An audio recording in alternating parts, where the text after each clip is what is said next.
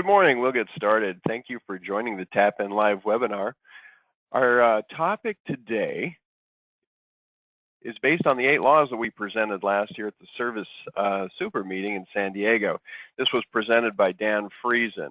And for those of you that weren't there, we presented 8 laws of daily focus for double-digit profit. And this is a fantastic series of laws that will help guide businesses into how to be more profitable and follow some of the next star processes. So last month we went through winning the day. You know, what does it mean to win the day? What does that mean from a revenue standpoint? And so we're going to build on that a little bit more. I took the next law, which is Law 3, communicating in rhythm for service management. And what does this mean for a service manager? How do you manage your folks on a daily basis and take some of these communications and apply these to your teams? Okay, so here are the 8 laws that we talked about in the super meeting. Work the model. In other words, what's the ideal model for your day? Winning the day. What does that mean? The revenue that we make every single day. What do we need to win that day? What does that look like? What are the metrics associated with that? Communicating in rhythm is what we're going to talk about today, which is how do we communicate with our folks, okay? So what does it mean to communicate in rhythm?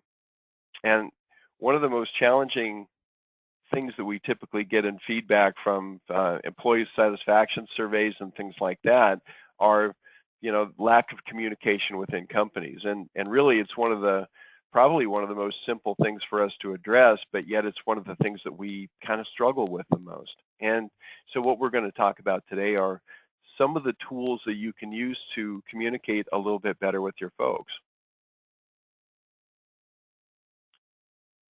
So I'll invite you to take a moment, and I'd like you to think about a specific instance that comes to mind where you had a defect in your company that resulted from the lack of communication. All right, something didn't go as hoped, something didn't go as intended, but when you really broke it down and went back and looked at it, it was a direct result of a lack of communication to the folks that were involved in that. So take a moment and think about that.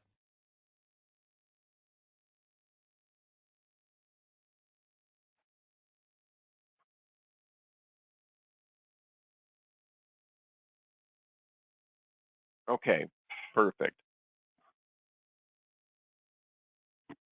So, you know, there could be a million of these little instances that can happen, and one of them that came to my mind that I've experienced before was, for example, we have a new marketing program. You know, we've got coupons, flyers, campaigns going out, could even be a radio ad, but yet we haven't communicated that to the folks that are going to interact with the customers. You know, the technicians don't know about this new program. They don't know how to execute it. And that could be a perfect example of something where it would have been pretty simple to have that communication, but somehow it got overlooked. Okay, so the first step is identifying what do we need to communicate. All right, so company goals, maybe daily goals, processes, expectations. So let's talk about these a little bit deeper. Company goals. We talked about this in detail in winning the day. What's involved in our company goals? And this starts back in the business planning workshops or setting up a budget for our company. Do we know what those numbers are that we need to achieve on a daily basis? Do we know what that is on a monthly basis? And, you know, we have some fantastic tools within Nexstar to help put those things in place. You know, business planning workshop, for example. We go through a process that identifies what did we do last year in this business? You know, what type of revenue did we do? How many calls did we run? What was our average ticket? What type of conversion rates do we look at typically? And then we project those out to the next year and say, okay, you know, this year I predict our average ticket is going to be this much. We're going to run this many more calls. You know, our revenue will be here. So that's really step one in identifying what do we need to do every day to win the day. But the key is to chunk these things down so everybody knows what their number is. You know, what do we need to do to win the day? And then what we're going to focus on today is how do we communicate that effectively, okay? And daily goals are the result of the overall yearly budget, monthly budget, weekly budget, broken down to the day. What is our individual daily goal? And I talked about that a little bit in a revenue sense, but it might not just be revenue. It could be how many SPPs do we expect to sell? It could be reviews that we generate from our customer. It could be a lot of different things that we want to achieve on a daily basis. But, what do we expect of our folks on a daily basis? And have we done a good job of communicating that to them? Processes.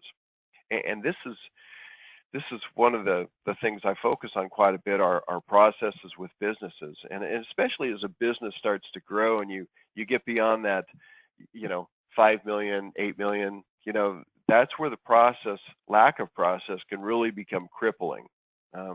So defining what we expect from our teams, and this could be anything, any defect that you could experience within your organization. Have we done a good job of identifying what we expect of them? So here's an example of that. Our driving policies, for example. Have we clearly dictated what we expect from our folks as far as obeying the speed limit? Do we have devices or processes in place that monitor, safe driving activities? What happens if one of our teams is involved in an accident? What do we do? If you've had an employee that's had 3 rear-end collisions this year, that could be a red flag. Do we have a process that identifies, what do we do in that situation? Do we have a corrective driving program that we're going to do? Are they going to continue to work for our organization? Processes. All these things are defects. It could be warranties, recalls. It could be grooming standards. Technician non-negotiable standards are another good example. We expect you to come to work every day with a clean uniform, clean shaven, clean truck, restock your truck every day, wear shoe covers when we go into the house. These might be examples of non-negotiable standards that we expect our technicians to follow because they're representing our brand. So have we done a good job of really designing those processes and, more importantly, communicating those with our teams? And as you start really getting into the processes, it can become really challenging to keep the processes current. And as a matter of fact, we do have a strategic partner, Business Design Solutions, that is involved in those processes and really helps you organize those. And what I've found is as you really start defining processes and giving your employees paper books that have your processes in, it becomes very difficult to maintain those books and keep them current because not everybody shows up to the meeting, somebody forgets their book, and suddenly you've got outdated processes in the hands of your employees. So again, the critical step here is how do we communicate these changes in an effective way? Expectations. What are our daily expectations? And this is as simple as, breaking it down, to a daily revenue number, to a percentage of calls that we expect to sell SPPs on, showing up on time. These are, basic expectations that we need to make sure that we're clear with our folks. We can't assume that our folks know exactly what we're talking about. So we'll begin with the budgeted numbers of the KPIs. Again, it goes much farther beyond the KPIs, but starting with the budget, what is our daily number? And typically how we do this is we're going to take let's take it as a departmental goal. Okay, the company may have several numbers, but if you have a couple of departments, let's say HVAC or plumbing, each department's going to have its own numbers, and we need to break that down by how many work days we're going to have for the month. So if we're in a month, we've got 20 physical working days, we're not counting the weekends, we're not counting the holidays, and we've got X amount of technicians, divide that out and break it down. What is each technician responsible for that month? Let's break this down and communicate it. All right, so after we've identified it, we break it down, share it. Okay, next we communicate the goal. It's been said that communication within your team regulates the pace of your company. And I'd like you to chew on that for a moment. Communication within your team regulates the pulse of your company. Um, you know, it's very easy for us in the service manager role or the owner role or whichever, leadership position you're in to know what you need in your mind. You've got these expectations, you've got things that you're aware of, and sometimes we just overlook the fact that we haven't really done a great job of sharing these things with our teams. Okay, so this regulates the pulse of the company, and you know, there's a saying that I've heard that in the absence of information, your employees will tend to make up their own. So we want to be proactive, share the numbers, share our expectations with our company. Don't let them make up their own information. Okay, let's be transparent. All right, so communicating in rhythm. What are we talking about there? Now, when we say rhythm, the rhythm means there are processes that we're going to take a look at, consistently. So annually, performance reviews. And this is where we've changed this a little bit from the 8 laws that we lined out in the super meeting. This is really geared more towards service management. Um, so giving annual performance reviews to your teams is a best practice. Employees like to know where they stand. Everybody likes to know how we're doing. And within Nexstar, we live all of these things on a daily basis. We believe very strongly in walking the walk. We're all on 100-day plans. We do weekly one-on-one coaching with our direct supervisors, and we do annual performance reviews. So, and we've got some fantastic tools on the Nexstar website for performance reviews for your team. You can use those as a template or take them as they are. But what this should look like is before you do the annual performance review with your employee, you send them out, you give them a copy of the performance review, and you ask them to fill it out on themselves. And then you set a date to follow up with that where you sit down together. This becomes a collaboration because, you know, the employee should do a self-evaluation on how he thinks he's doing, areas that he or she believes they need to improve in. And when you sit down a week or so later, you sit down and compare notes, kind of like we coach in the ride-along process, using the curbside. If you're comparing notes after the call, or in this case, after the year, you know, what you're going to typically find is your employees might be more critical of themselves than you are. But it's a great place for you to really identify some areas where they're looking for more leadership. They're looking for more training, for example. So a performance review, or maybe they've got some performance opportunities that they're not even aware of. So this is where we share those with them. So an annual performance review should be a part of your process. Next, we've got 90 and 100-day plans. 90 and 100-day plans are just a fantastic tool. And as a matter of fact, let me pull one of those up. So if you're not currently using these with your teams, it's a great tool for you to use.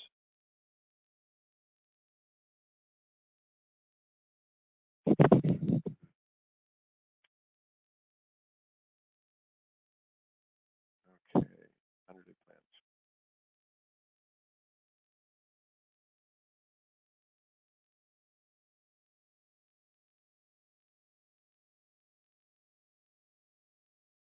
There we go. And again, 100-day plan available on the Nexstar site. What we recommend is that you have some key initiatives that you're going to focus on with the employee. Again, every 100 days, we sit down, much like we did on the annual review, but we're chunking the things that we want to achieve down to, 4 or 5 key rocks, if you will. Hopefully things that we can measure. And for an employee, this could be improvement for dollars, per call. It could be lead turnovers. It could be how many cameras we've turned over. Could be sewer sales. It could be attending a class or getting a certification. And then we break this down to a monthly level where we look at these things on a monthly basis. Okay, so this is a fantastic tool.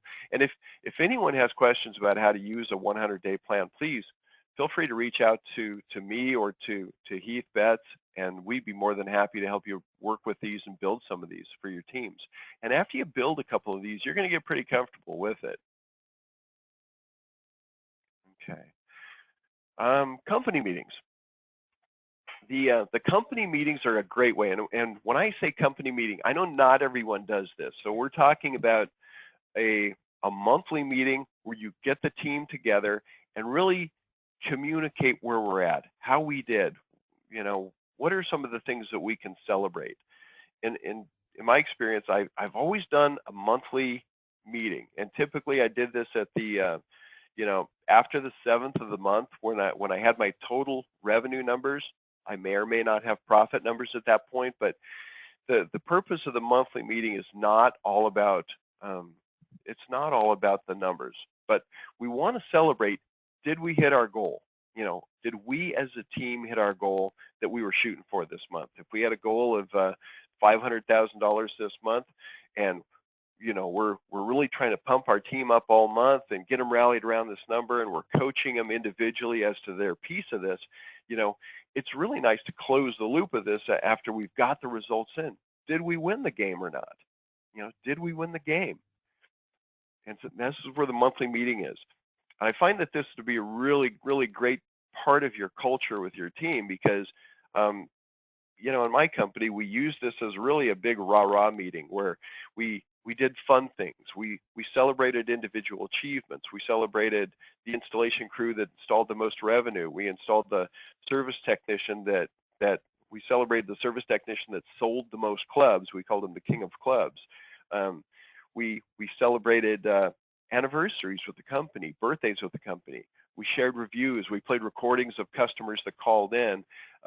We did some Trivial Pursuit on, I try to identify baby pictures of which employee this picture was. Just a lot of fun things.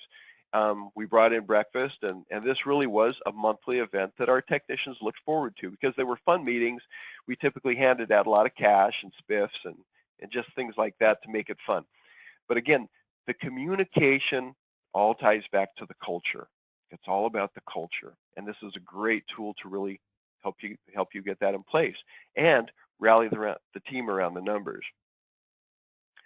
Next, we've got weekly, and so the weekly is really a piece that we spend a lot of time on here in Nexar. The weekly training, and that's the focus that Heath and I really work on a lot. Is what does that weekly meeting look like? Do we have a dedicated approach for the service system training? And what I recommend is that we have a 30-minute meeting for service system and a separate 30-minute a different day for technical or, if you will, housekeeping types of things. So the weekly meeting, let's just focus on the service system for right now. Getting the team together, giving them some training, skill practice. We've got the specific structure of the meeting, what that should look like and feel like. And, again, even though we're not really talking about the same things that we did in the monthly meeting, the one-on-one training or the training that we do every week with our teams is a valuable part of your culture because our teams respond well to it. And even though they might not express to you that they're excited about receiving training, if they came from a company that didn't do any training, or if they left your company and went somewhere that didn't do any training, there's a hole there that needs to be filled, and it's just part of your culture. It shows that you care, and we're investing in our teams to help them be better, help them be more. So the weekly training is a really important piece of that. One-on-one coaching is really, I think, at the most basic level, the most important communication piece. And, a lot of our Nexar companies are doing a really, really great job of this. And the weekly coaching should include housekeeping things. We talk about not having the housekeeping things in the weekly meetings. Things like procedures, processes, truck, dispatch closeout processes, restocking, all the minutia that we tend to fill those meetings with. I would challenge you to include those in your one-on-one coaching. And what you're going to find as a result of that, if you're, how often have you said things in a meeting type setting for example, hey, I need everybody to start doing this, okay? And then we adjourn the meeting, they go out into their trucks, and away we go, but nothing really changes.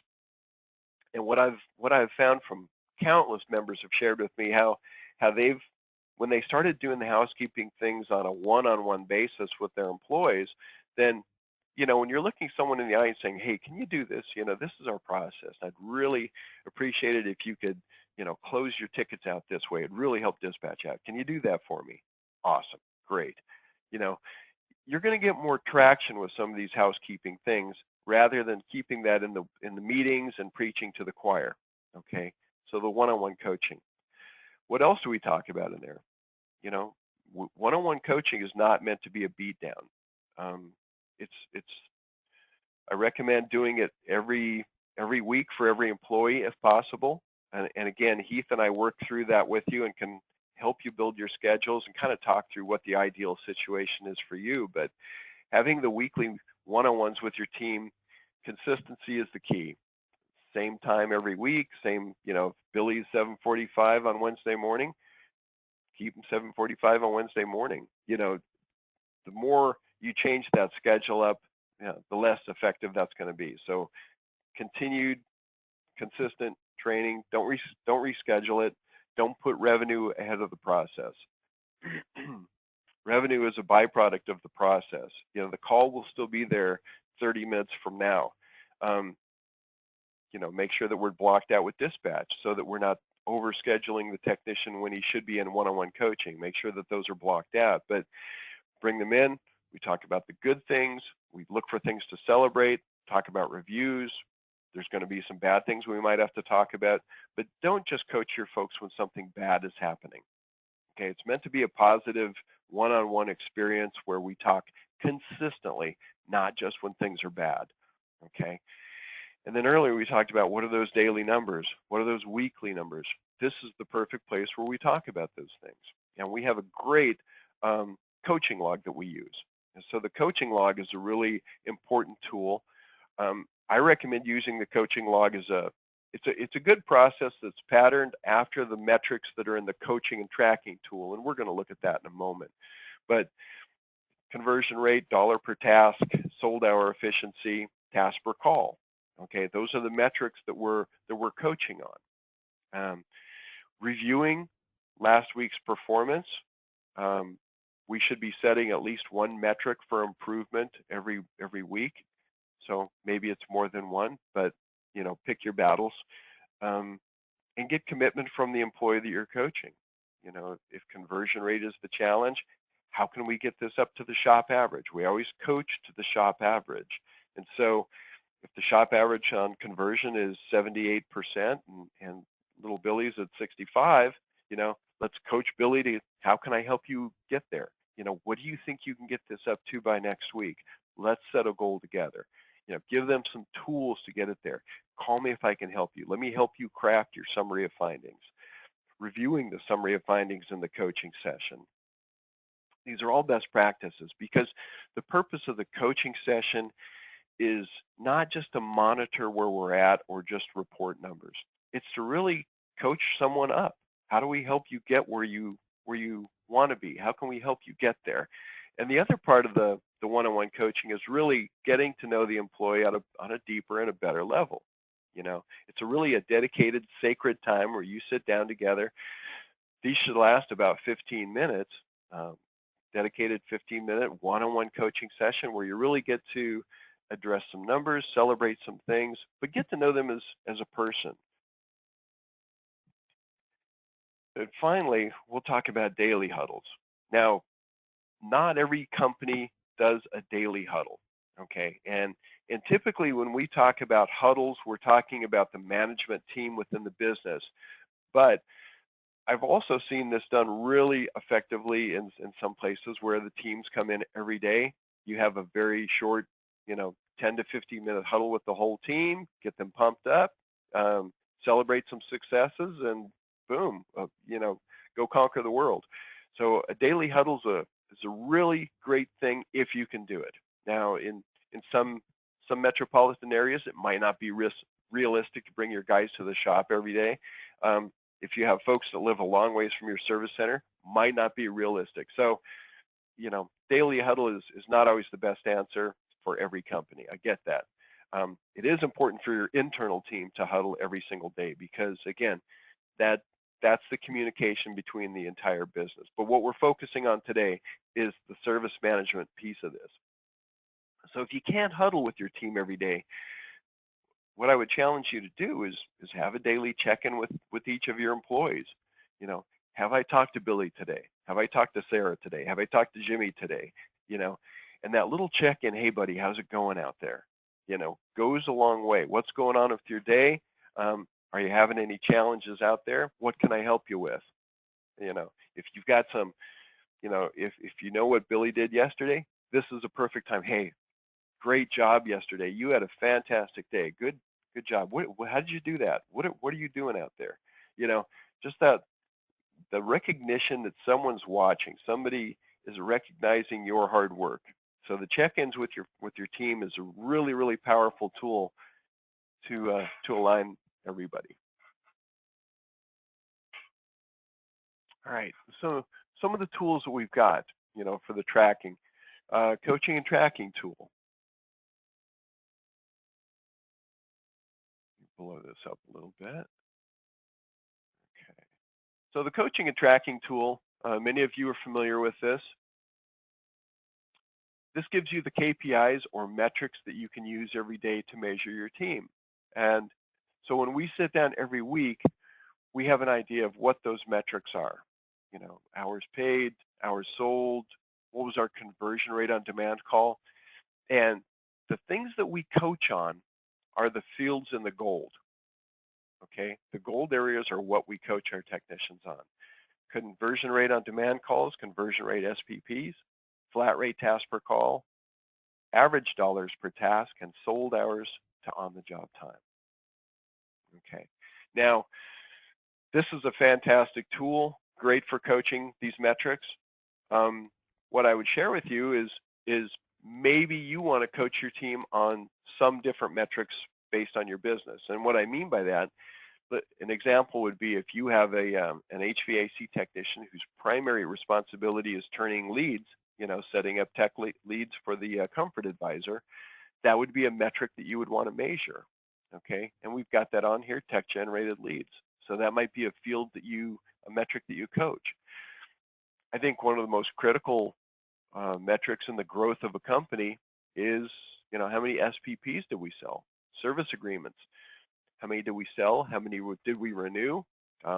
That should be a number one focus within any company to really grow the business. Service agreements are like a bucket with a hole in them where we're always losing X amount of those every month for whatever reason. People move, people pass away. So we need to constantly keep the focus on the service agreements. Again, a great metric to discuss in the one-on-one coaching session.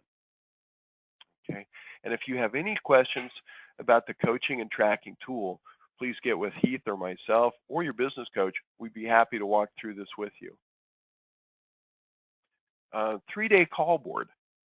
Oh, and if you're not on the coaching and tracking tool, then the important thing, if you have a system that generates numbers from your operating system, these could be Ergo, Successware, Service Titan, several great softwares out there. But the software is kind of like a piano. It's only as good as you know how to play it. So master your software. Get numbers and KPIs that you can trust and figure out how to run the reports that you need. If your system doesn't give you everything you need in one report, don't be afraid to customize your own report or do a spreadsheet that's populated from various reports from your operating system. But it starts with defining, what do you want to know on a daily basis? What do you want to talk about with your teams? Okay, and again, we don't coach based on feelings. We coach based on the metrics. Okay, because if you bring a team member in and say, hey, you're really not doing very well out there, that's an attack, and really it's pretty subjective. But if you coach somebody based on the numbers, the shop average is conversion rate is 78%. You're at about 62%. What challenges are you having? How can I help you improve that? That's not an attack. We're coaching to the data. We're coaching to the metrics. Okay. 3-day call board. I'm not going to get too into that, but as service managers, we do often have a hand in that 3-day call board. It might not necessarily be under our umbrella, but some of us, in some companies, the service manager is responsible for the dispatch or the call taking area, okay? But at the end of the day, we live and die by the calls that we've gotten in there. So we do have a hand in that. So collaborating with the customer service team to make sure that we've got the calls we need to keep the team going. And the 3-day call board is a great tool to look at that. It's a visual.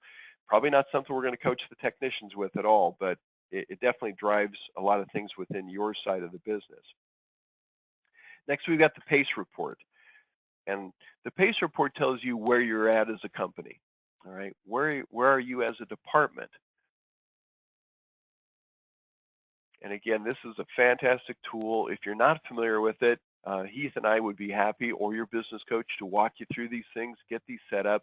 But again, it takes your departmental numbers, plumbing, HVAC service, drain cleaning, installation.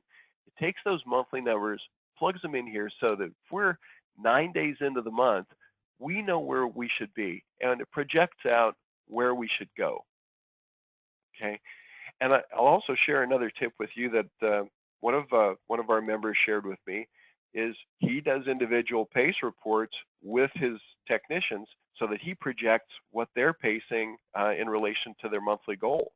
And think about that in a one-on-one coaching session. That's a really valuable tool. If we're coaching a technician, we're 10 days into the month, and you can tell them, your average ticket needs to be 756 for you to hit your goal this month. It looks like you're pacing a little bit behind. What can you do to improve that? These are the types of activities and data that can really help maybe drive that employee or help him, refocus on processes where he might be falling short. Might not be doing the summary of findings effectively, maybe not offering, the best solutions. So this is an area where you can really help and identify where somebody is. And again, as a departmental number, you want to know where you're at. And so the PACE report is just an invaluable tool for where you're at. I can't even imagine operating a company without use of the PACE report. All right, so what I'll invite you to do right now, what specific activities can you take to communicate better with your team?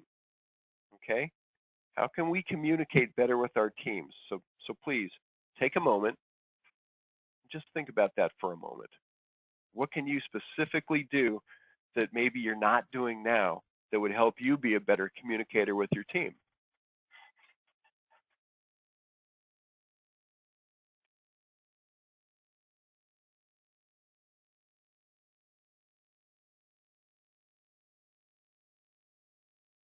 All right. So now I'm going to open this up for questions. If anybody's got any questions, you can raise your hand on the control panel.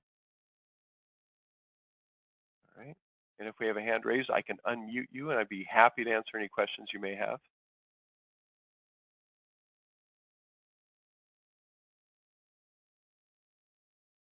Okay, looks like I've got one here.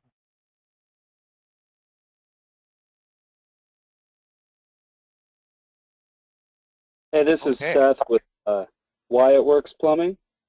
Hi, Seth. Hey, how are you? Great, great. Great information so far. Really like all this stuff. I've been trying to put it into place in our company this year, so it's this is very helpful. I did want to ask I've been trying to really use the PACE report, and I heard you mention like another PACE, like a tech PACE report. Is that something that's built out already that we could have access to? It's not built, but we could actually use this one for an individual, or it could really be as simple as looking at how many days we've got left. So I think that's a great idea, but no, we don't have one built. But I could definitely help you with that. It's a good idea. Okay, yeah. I did have one that I got from somebody, but I didn't know if there was something else that was already out there too. So that's all. Sure. No, that's a great suggestion. And I did also, I just wanted to commend the idea of, rather than making your monthly meetings more about, what we've been doing is there are a lot of housekeeping, a lot of, you need to do this differently, or you need to try doing things this way, or this is a new procedure, making it more about celebration and more about, where are we really at as a company, how well did we do, and then coaching on that one-to-one. That's probably my biggest takeaway. It's really good. Good. I'm glad to hear it. And it really is interesting, because I hear these stories come back to me from our coaching sessions where, it kind of falls on deaf ears in a meeting, but when you're looking someone in the eye, things start changing and happening. Mm-hmm. Yeah, and they get a lot of information, so to even expect someone to retain all that and then go put it into place is kind of asking a lot without sitting down with them and explaining it in detail. So Yeah. Oh, beautiful. Well, thanks, Seth. I appreciate you. All right. Does anyone else have any questions? You can raise your hand on your control panel, and I can unmute you if we've got any questions.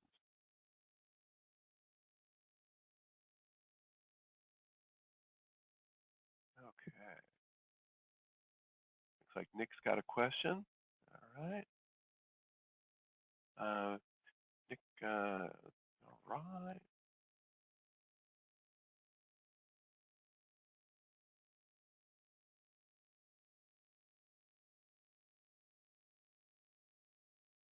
Okay. I do. Okay. Great. All right.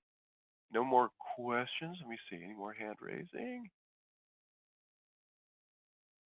Okay. That looks like it. All right. Nick, I'm glad you're with us too. All right. So our next tap-in session will be Friday, May 12th, 11 Eastern, 10 Central, 8 o'clock Sunny Pacific time here. And I really appreciate you joining me today. Hopefully you got some good takeaways there. And if there's anything we can do individually to help you, support you, please feel free to reach out to Heath or myself. And we would love to work you and help you with your communication with your teams. All right. Have a fantastic Easter weekend. Thank you.